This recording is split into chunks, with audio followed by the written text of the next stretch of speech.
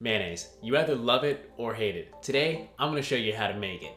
If you've never had homemade mayonnaise, you have no clue what you're missing out on. I have introduced this recipe to lifelong mayonnaise haters who have come out loving it. And with a few simple tricks, I can show you just how easy it is to make. So mayonnaise is nothing more than an emulsion of oil and water, the water coming from our egg. All emulsion means is a stable mixture of ingredients that normally don't mix well together. So as we know from 5th grade science class, oil and water don't mix together.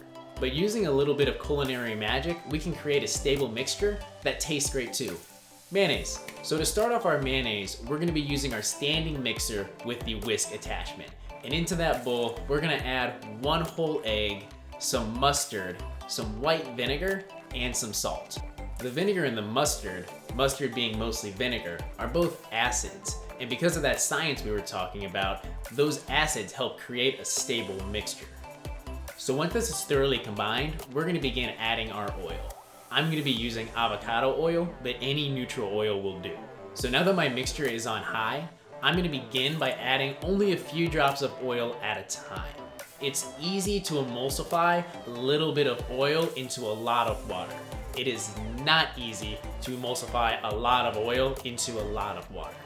So once that oil is mixed in, I'm gonna add a few more drops, and I'm gonna continue at this pace until about 1/4 of a cup of oil has been added into our mixer. By this point, you should have a stable emulsion, and we can start adding more and more oil. I shoot for a steady stream of oil, and I'm constantly watching it. If at any point I'm starting to see the oil pool down in the bottom of my bowl, I'm gonna pause and let the mixer do its thing until it's thoroughly combined. So once a cup of oil is mixed in, I can add in a few more ingredients. So I'm gonna add some lemon juice for flavor and because it's an acid, which will help stabilize that emulsion, plus some freshly ground black pepper. I'm also gonna take a look at the consistency of my mayonnaise. If it's a little too thin, I can thicken it by whisking in some more oil. So what's my favorite thing to do with mayonnaise? Make aiolis, which is nothing more than mayonnaise with spices added in.